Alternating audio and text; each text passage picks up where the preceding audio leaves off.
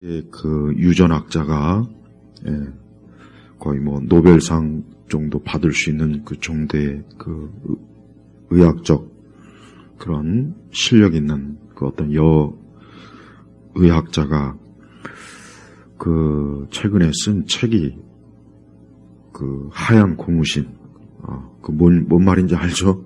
요즘도 하얀 신, 뭔 말인지 이해하실 거예요.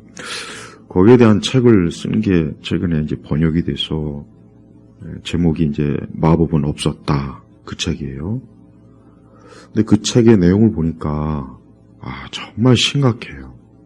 그래서 그 책이 프랑스에서도 그 베스트셀러가 돼가지고, 그러니까 이 하얀 신, 그걸 맞았을 때 엄청난 부작용이 정말 말로 다 할 수 없고, 또 그로 인해서 실제적으로 공식적으로 죽은 숫자도 엄청나게 많고, 그 후유증을 지금 가지고 있는 사람도 많고, 또 거기에 대한 그 약에 대한 실제적인 정보는 앞으로 한 75년 4개월인가 그 후에 이제 공개하는 걸로 돼 있고, 또 그 약에 대한 부작용에 대한 그 회사의 그 화이장과 홈페이지에는 그거를 접근할 수 있는 그게 없대요. 그래가지고 아무리 그걸 분명히 그 부작용에 대한 걸 공지를 했는데 홈페이지 아무리 들어봐도 들어갈 수가 없다는 거예요.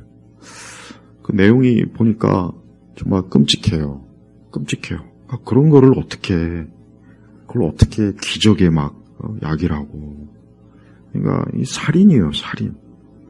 여러분, 최근에 갑작스럽게 그 죽은 사람들이 가끔 뉴스에 나오잖아요. 그나마 좀 이름 있는 사람이나 좀 이렇게 좀 지명도 있는 사람이니까 나오지. 그렇지 않은 사람들이 지금 한 2, 3년 뒤에 지금 갑작스럽게 쓰러지고 뇌 질환부터 해가지고 너무나 많은 그 부작용들이 지금 이 사람 몸속에 있는 거예요. 그러니까 그런 걸 볼 때마다 참 두렵고, 이게 많은 사람들이 그걸 통해서 건강을 회복하고 위험을 그런 그 코로나로부터 이제 벗어날 수 있다는 그 환상, 그걸 심어줬지만 전혀 그렇지 않다는 거예요. 그래서 우리가 계시록에 보면은 마지막 때 많은 재앙이 있지 않습니까? 재앙이. 근데 그 재앙이라고 하는 게 모든 면에서 나와요. 정치적, 사회적, 질병, 이런 것들이 요 근래 이제 점점 보면은 그냥 사방천지에서 이렇게 밀려오는 것 같다는 생각이 너무나 많이 들어요. 그리고 종교적으로도 그렇고, 또 우리 교회도 그래요. 어느 목사님하고 얘기하다가 요즘은 이제 앞으로는 굳이 교회를 갈 필요가 없을 것 같다고, 자기가 원하는 그 설교를 AI를 통해서 얼마든지 이제 자기가 원하는 주제를 들을 수 있는 시대이기 때문에 보면은 자기가 생각하기에도 굳이 교회를 갈 필요가 없겠다. 아니, 내가 원하는 내 개인 신앙을 이 AI가 다 체크해서 해주는데 굳이 교회 가서 앉아서 예배드리고 피곤하게 가서 이런저런 그럴 필요가 없겠다는 거예요. 그러면서 참 우리 세대가 아마 사람이 목회하는 마지막 세대가 아닌가, 그 얘기를 좀 하시더라고요. 그 얘기를 또 가만히 들으니까 또 심란하고, 또 전쟁의 소식은 지금 또 전쟁이 계속 진행되고 있죠. 지금 우리나라도 지금 전쟁이 언제든지 일어나도 이상하지 않을 제일 첫 번째 나라가 우리나라예요. 사실은 대한민국입니다. 지금 북한이 핵무기를 갖고 있죠. 저게 언제 어느 때 저게 미친 척하고 여기 이 서울에다가 한번 쏴버리면은 우리나라는 그냥 끝장나요. 우리나라는 거의 수도권에 인구의 거의 3분의 2인가? 3분의 2가 수도권 쪽으로 다 있잖아요. 그것도 그렇고, 또 뭐 사회적으로 또 우리 시대 사람들이 그 정신 구조, 사상, 생각, 관념, 그러니까 여러 가지, 또 뭐 남녀 갈등, 그리고 또 점점 이상하게 정신질환자들이 더 많아졌어요, 정신질환자들이. 그래서 여러분 국가에서 최근에 그랬잖아요. 최근에 이제 국가에서 관리를 해야 되겠다, 정신질환을. 그래서 뭐 2년마다 주기적으로. 그러니까 심각한 거예요, 굉장히. 또 어제도 제가 말했지만 굉장히 지금 자살자 숫자가 엄청 많습니다. 실제로 더 많아요. 이런 것들을 볼 때마다 정말 참 하나님께서 이 세상이 결국은 인간이 자기 죄로 인해서 멸망의 길로 가는 그러한 그 길이 하나하나 지금 더 급속하게 조성이 되고 있구나, 그 생각이 참 듭니다. 우리 성도들이 우리의 신앙이나 믿음이나 이와 같은 것들이 추상적이거나 그저 관념적이거나 지적으로 끝내서는 안 됩니다. 왜 그렇습니까? 이거는 우리 개인이나 이 세상이나 이것은 실제적이고 또 삶과 죽음이나 이런 모든 것들이 그냥 막연한 허상이 아니라 이것은 명확하게 우리 개인의 운명과 삶에 직결되는 문제이기 때문에 그래요. 그래서 어제도 제가 말씀드렸지만 오늘 계속 이어서 우리 성도들이 이러한 때 우리가 하나님 앞에 기도해야 될 여러 이유가 굉장히 많은 것입니다. 굉장히 많습니다. 그래서 바울은 지금 18절에 보니까 모든 기도와 간구로 항상 성령 안에서 기도하고 그랬습니다. 바울은 지금 세 가지의 당부를 합니다. 오늘 이 2절에 세 가지의 당부 뭐냐? 모든 기도와 간구로 항상 성령 안에서 기도하고, 이 성령 안에서 기도한다는 게 방언을 하라는 얘기가 아니에요. 어떤 분이 이제 또 방언 문제 갖고 이제 상담을 오늘 한 30분 이상을 했는데, 그분이 그런 얘기를 하더라고요.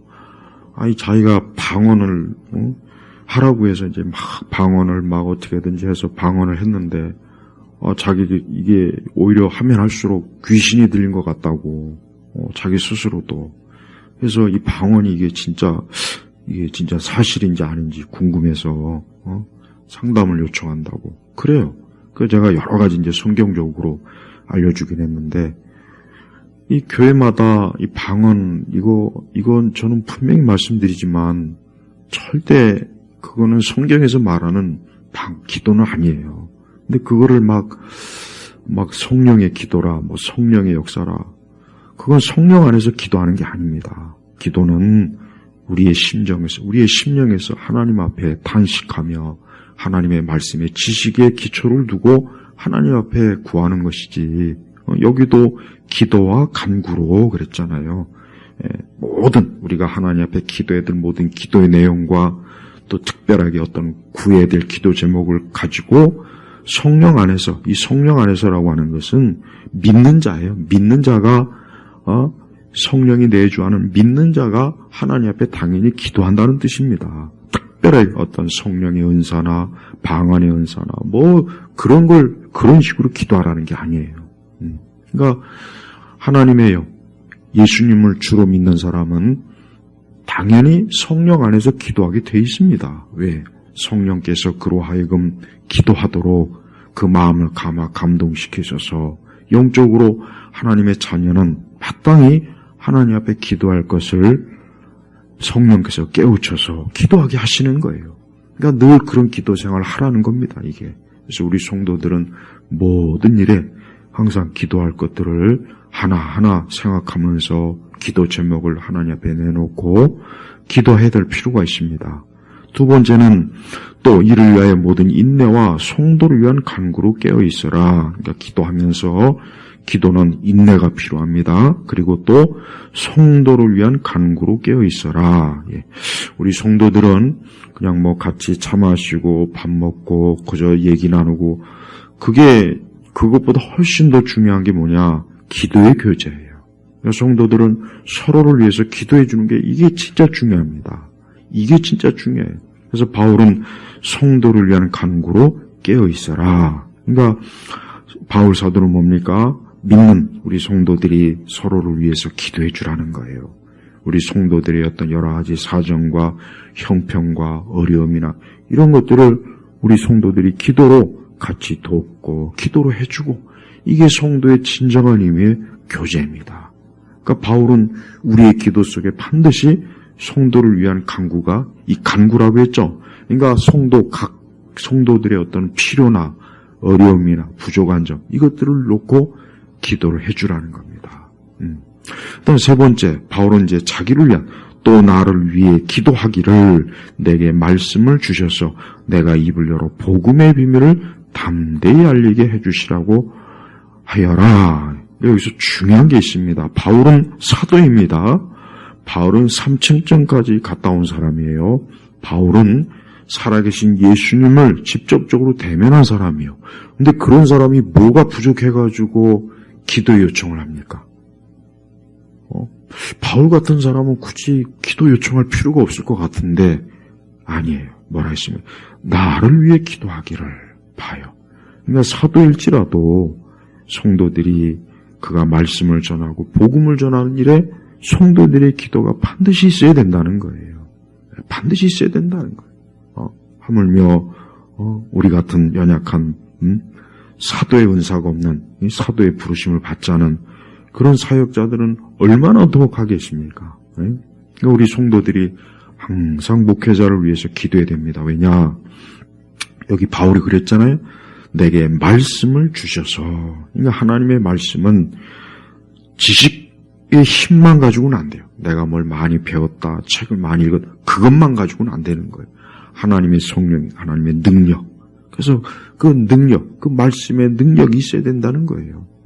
그래서 입을 열어 복음의 비밀을 담대히. 여기서 담대히라고 왜 이런 얘기를 했느냐.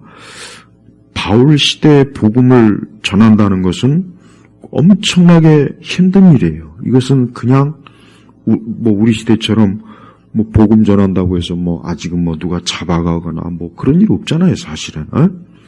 그러나 바울 시대는 그게 아닙니다. 바울은 지금 유대주의자들 때문에 가는 곳마다 유대인들이 따라다니면서 바울을 고소하고 바울을 얼마나 시달리게 합니까?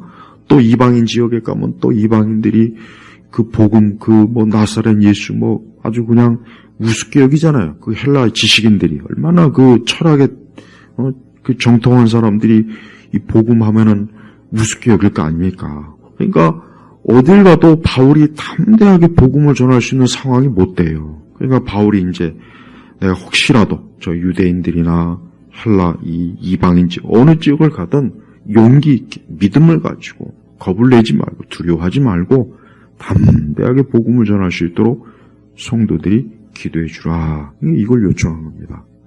지금도 이 말씀은 여전히 유효합니다. 그러니까 우리 성도들도 이 복음의 비밀, 또 이 하나님의 말씀, 같은 말씀이에요. 이 하나님의 말씀을 있는 그대로 명확하게 전해야 될 필요가 있는데 과연 이와 같은 일들이 지금 잘 되고 있습니까? 사실은 그렇지 않습니다. 사실은 그렇지 않아요. 가장 혼란하고 가장 지금 큰 문제는 이 세상이 어때요? 이 복음의 말씀, 생명의 말씀이 있는 그대로 증거되지 않고 많은 부분에서 예수 그리스도의 복음이 정직하게 선포되지가 않고 있어요. 분명히 그렇다고요. 그래서 교회라고 하는 것이 우리의 죄, 우리의 허물, 우리가 하나님 앞에 심판, 인간의 현세와 내세, 이 중대한 문제를 사람들에게 알려주고 또 그릇되게 알고 있는 사람들한테 바르게 알려주고 바른 교리적 가르침으로 기준을 세워주고 그리고 요즘은 보면은 그래요. 보면은 하나님 말씀의 복음을, 그러니까 하나님의 말씀에 잘못된 내용들이 너무 많습니다. 분명히 저 성경적인 말씀이 아닌데 저런 말씀을 아주 자신 있게 전하고 또 많은 사람들이 거기에 또 혹해요. 그러니까 바른 말씀은 사람들이 잘 안 들어요. 꼭 이단적인 거, 또 말씀에 잘못된 거, 말씀에 분명히 어긋나는 것들, 그런 것들은 사람들이 그렇게 좋아합니다. 그렇게 인기가 있어요. 그러니까 그런 걸 보면은 야, 이게 진짜 온전한 이 복음의 말씀은 인기가 없구나. 이 인기가 없구나. 사람들이 별로 좋아하지 않는구나. 그런 것들을 사람들이 그렇게 좋아하지 않는구나. 또 이적과 기적, 표적 이런 거로 또 사람들을 혹해가지고 사람들을 또 영적으로 미혹하는 것도 많고. 그러니까 이런 것들을 보면은 정말 우리가 지금 살고 있는 우리 시대는 정말 영적으로 잘 분별하지 않으면 안 되는 그러한 시대란 말이에요. 그러니 하나님의 이 복음의 말씀, 이 말씀을 온전하게 증거하는 게 얼마나 중요합니까? 하나님의 말씀을 잘못 알고, 그러니까 이단에 빠진 사람들이 보면은 그 이단에 빠진 사람들의 열심은 진짜 대단해요. 이 거리 곳곳마다 막 사람들의 영혼을 낚아채서 같이 지옥의 멸망의 길로 가려고 얼마나 그들이 지금 애를 쓰고 얼마나 참 온갖 유혹과 미혹의 손길로 사람들을 낚아채고 있지 않습니까? 그리고 또 거기에 걸려들어요. 사람들은 또 걸려든단 말이에요. 그러니까 이런 것들을 볼 때마다 누가 과연 생명의 길로 가고 있을까? 누가 과연 생명의 길로 정확하게 명확하게 바르게 가고 있는가? 이걸 생각한다면은 참 암담한 생각이 많이 든단 말이에요. 그래서 우리는 이 바울이 이와 같이 우리가 기도할 기도에 하나님께서 기도하라고 명령하셨는데 우리 성도들이 이와 같은 이 기도의 명령을 잘 순종하고 이 명령의 말씀에 우리가 잘 따라야 우리의 기도 생활은 복된 기도 생활이 되는 거예요. 그래서 바울은 지금 성도들에게 이 에베소서의 말씀을 에베소 교회에 증거하면서 거의 끝 무렵에 가장 중요한 것을 끝에서 이제 당부하는 겁니다. 바로 뭡니까? 그게 바로 기도입니다. 그러니까 우리 성도들은 지금도 그렇지만 앞으로도 그렇습니다. 우리가 살아갈 이 세상은 우리 성도들로서는 기도로 살지 않으면 안 되는 아주 절박하고 혼란스럽고 투쟁적이고 또 많은 사람들이 정신과 마음과 영적으로 그 모든 것들이 막 뒤죽박죽이 되는 그러한 시대로 점점 더 미끄러져 가고 있다고 세상이. 그러니까 우리가 이러할 때 오늘 이 말씀에도 또 나와 있잖아요. 깨어 있어라 그랬잖아요. 그래 깨어 있어라. 그러니까 성도들은 두 눈을 부릅뜨고 영적으로 깨어서 자기 자신의 영혼도 하나님 앞에서 온전해야 되겠고 또 같이 신앙생활하는 성도들도 그래야 되겠고 또 하나님 말씀을 전하는 하나님의 종들도 주의 종도 주의 사역자도 하나님의 말씀을 바르게 전해서 영혼을 바르게 천국으로 잘 이끄는 그러한 온전한 일꾼으로서의 사명을 잘 감당하도록 기도해 줘야 되는 것입니다. 그러니까 이만큼 이 대사도인 정말 하나님의 예수 그리스도의 사도들 중에 가장 능력이 많고 가장 지식이 많고 가장 대단한 이 바울이 이렇게 기도를 강조하고 이렇게 기도를 해야 된다는 것을 간곡하게 이 말씀에 증거했다면은 우리는 얼마나 이 말씀이 중요한지를 잘 인식해서 특별히 기도에 열심을 꼭 내야 됩니다. 기도는 해도 되고 안 해도 되는 것이 아니고 반드시 해야 되고 또 기도라고 하는 것은 그 어떤 것보다 하나님께서 우리에게 요구하시는 강한 실천적인 신앙생활이에요. 우리가 신앙생활한다 그러잖아요. 나 신앙생활해. 나 교회 생활해. 나 믿음 생활해. 했을 때 가장 핵심이 뭐냐면 기도 생활을 한다는 거예요. 기도. 이 기도는 아주 신비한 겁니다. 기도는 어떻게 보면 굉장히 신비해요. 신비해. 기도만큼 신비한 게 없어요. 예, 기도는 하나님과 우리 사이에 교제예요. 또 하나님과 우리 사이에 하나님의 그 능력과 사랑과 또 하늘의 모든 좋은 것들을 주시는 통로가 이 기도입니다. 기도. 그러니까 기도를 우리가 소홀히 한다면 우리는 많은 좋은 것을 그만큼 덜 어떻게 보면 누린다고 봐야 되는 거예요. 또 기도는 이 타락하고 악한 세대, 이러한 세대 속에서 우리 성도들이 빛의 자녀로 살아가는 표시요 증거가 되는 거예요. 우리가 빛의 자녀이잖아요. 예, 우리는 하나님의 자녀예요. 우리는 마귀와 이 악한 영의 노예가 아니에요. 예, 우리는 더 이상 이제 그러한 것에 노예로 사는 것이 아니라 하나님의 자녀요.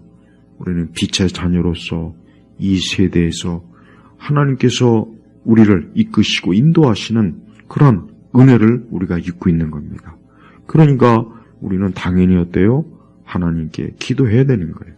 그래서 우리 성도들은 기도를 신앙의 부록으로 여기지 말고 신앙의 본론이에요. 본론. 그래서 기도한다는 것은 내가 내 신앙이 살아있고 내 믿음이 살아있고 내가 영적으로 살아있고 내가 깨어있다는 증거가 되는 거예요. 이래서 기도는 엄청나게 중요하다는 것을 우리 스스로가 잘 알아야 됩니다.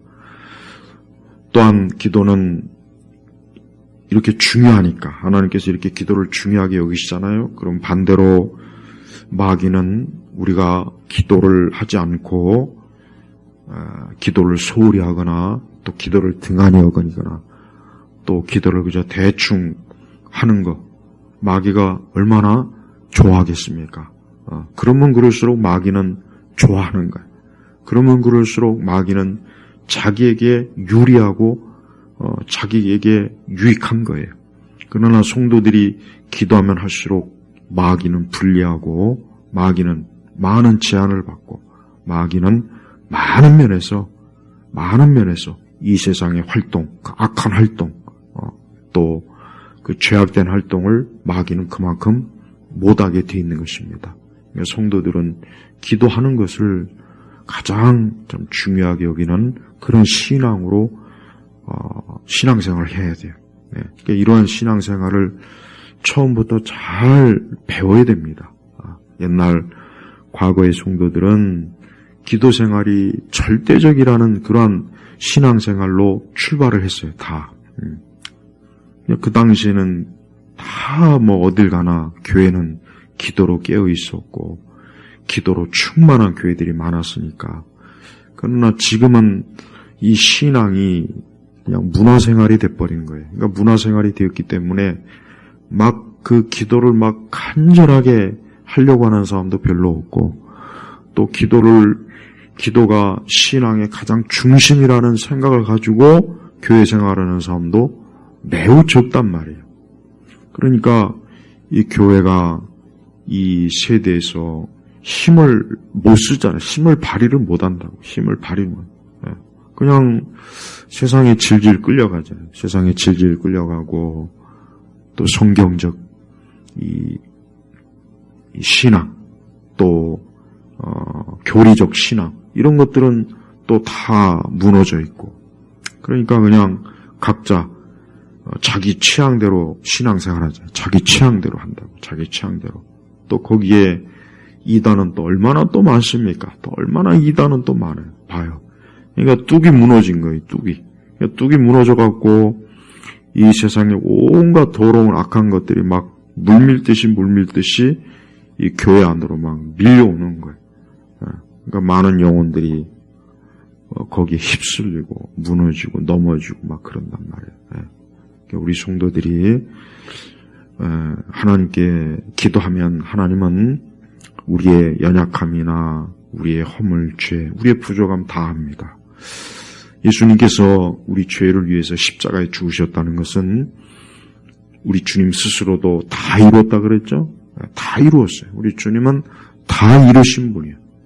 그러니까 더 이상 주님이 혹 못 이뤘다, 미완성 그런 거 없어요.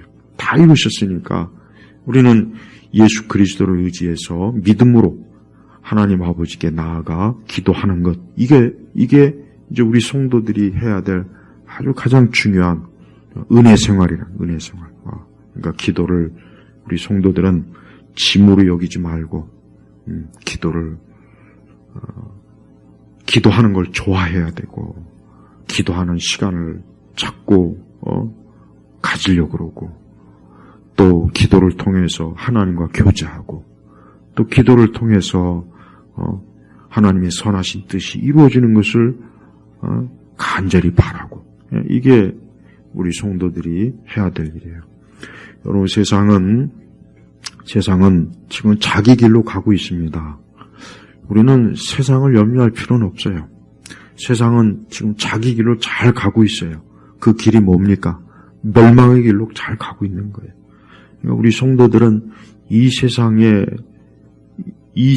일에 대해서 항상 어때요? 거리를 둬야 돼요. 이 세상 거리, 왜?